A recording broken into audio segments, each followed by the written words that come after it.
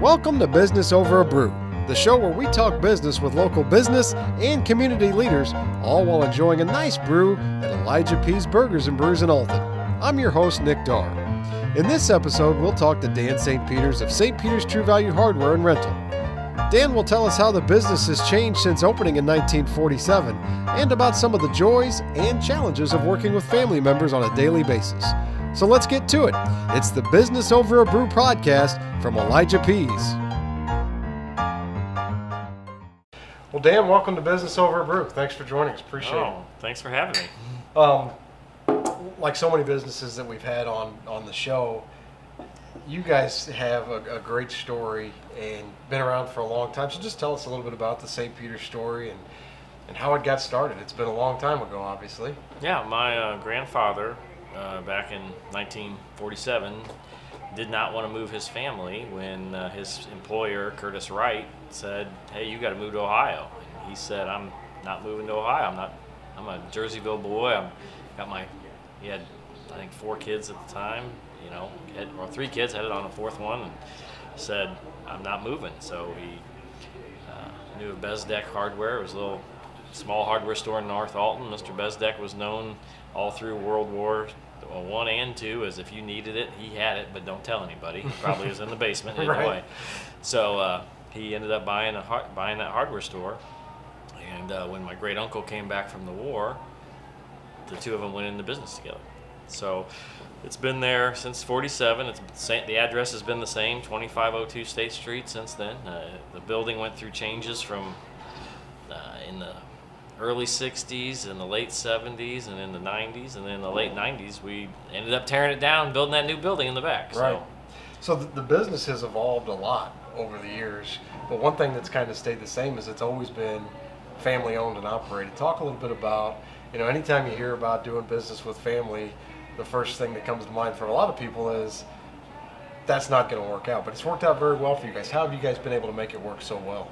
Well, I think for the most part, it's been because we've been complementary to each other. My grandfather and my great uncle worked together. My grandfather was the books guy, the advertising guy, the back office guy, and he obviously dealt with customers and what have you. And my great uncle was the out on the floor, stocking shelves, cleaning, and they kind of split the responsibilities up that way. Then when my father and my uncle took over, same general idea, they split the responsibilities up. And now the business has grown so much, there's so many responsibilities that now it takes my dad, my uncle, and myself to take them all on. So, and one thing you guys certainly haven't lost, even as you've continued to grow, is your staff remains. I mean, there's going to be turnover in every business, but you still have a lot of familiar faces in there that people have been seeing for a lot of years, and that's certainly got to be beneficial for you. Yeah, I've always considered our staff like family. I mean, obviously we have a lot of family working there, but even the staff, that we're more than open with everybody. They know what's going on with our business. They know a lot of people. We know a lot. It works with our employees.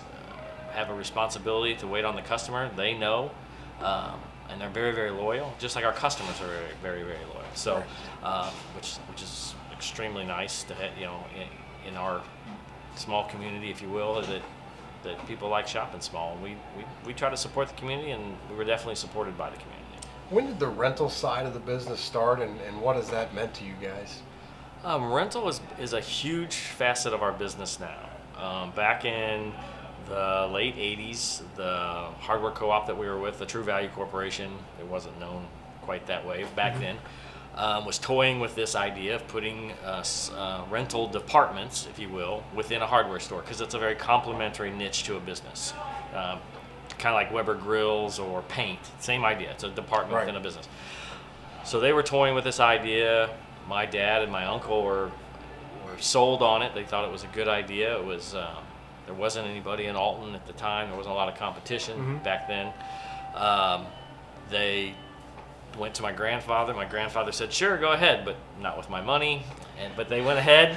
They did it on their own, which thankfully they did. And when my brother and I were in the business, and now my brother's not with us, but in the business, but with rental has grown every year since we started it. It is a very complementary niche to hardware in that people can come in and get the hardware to put the fence up and rent the post hole digger to dig the holes. They can buy the concrete. They can do everything for a project in one stop. And what you've seen is it was a very forward-thinking thing back in the late 80s, and now even the big boxes, a lot of them have rental shops within their stores. So it's obviously a good complementary to any business. It's just a challenge. I think one of the key ingredients to any successful business, there's got to be some level of being willing to take calculated risks. Obviously, that was a rather large investment of capital, I'm sure, to get the rental business off the ground, because you got to buy all the equipment. So, that was a big risk that you guys take, and you guys have taken many others. Talk about how you guys go through that process of, deciding to open another store in Edwardsville, for example. Is that a family decision that's made, and how do those things come about for you guys?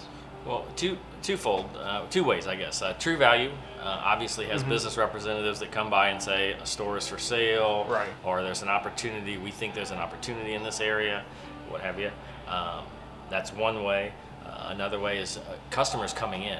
I mean, right now we have customers coming in from the Wood River area now that the Wood River hardware store closed, and they're saying, please come to Wood River, please come to Wood River. So, sure. And that same general idea was happening in Edwardsville. The store in Edwardsville that was the rental store there for a long time was going out of business.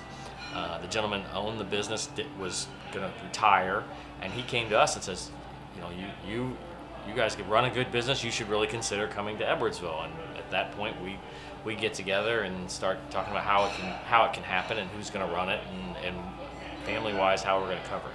So it's a group decision. And do you have any good stories about maybe a good family discussion, or maybe an argument about the day where you really butted heads, maybe?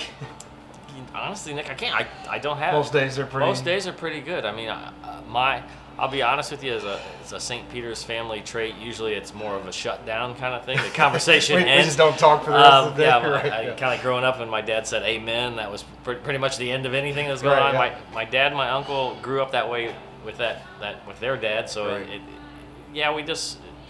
When somebody's quiet, something's bothering them or something's going. So you just either leave them alone for a little while, or you go say, okay, what can we do to work this out? So. Well, and knowing you guys a little bit, you're all pretty even keeled. It's not. I don't see any of you ever get too excited or too down. So that's got to be something that you pride yourselves on, I would say. No, I think out in public, that's true. No, there's some times, I'm sure my wife would tell you that I come home sometimes a little stressed or a little uptight. But it's not typically because of family members. It's a business relation issue where we're trying to work something out and it didn't work out.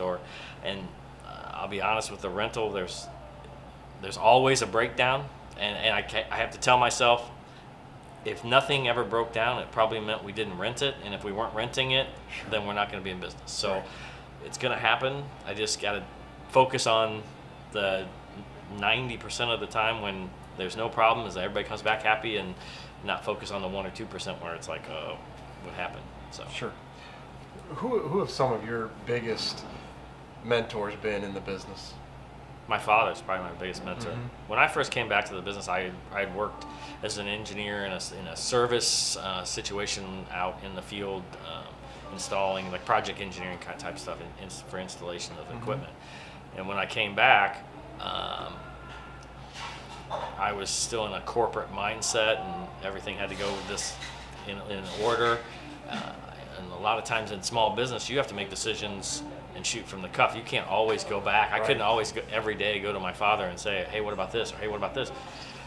But we'd get busy and something going on, and no matter what happened, if I asked my father something, or if a customer came in and they asked for my father, he shut off everything that he was doing and focused on that one thing, and took care of the customer, or took care of an issue that we were having. And it's taken me a long time, because sometimes you're juggling everything, and the last thing you want to do is stop working on something and go take care of something else. And that's one of the things that I probably learned the best from my father is that you got to focus on the customer. So if it's Without put them, something away. The rest you got to of put it's all something else away. pointless. Yeah, exactly. You got to put something else away. You got to and take care of the customer. That's what you do. Did it come pretty easy for him to give you the freedom to make your own decisions and make your own mistakes? I think so, and I think most of that was because he had just ended a transition with his father. That as my grandfather got older, he was a little more questionable to my father and my uncle. So when my brother and myself came into the business, my dad wasn't near as questioning. He tried, honestly, he goes, I just let you make your own mistakes. You got to learn this stuff too. Right. Yeah, there's been times where he says, no, don't do that. You know, and there's a lot of times, you know, I don't call, like today, I knew when I called him today about buying some replacement equipment, I knew what he was going to say, but I just called him and said, hey, there's a great deal on this equipment. I know we don't normally buy equipment this time of year. Usually it's springtime. What do you think?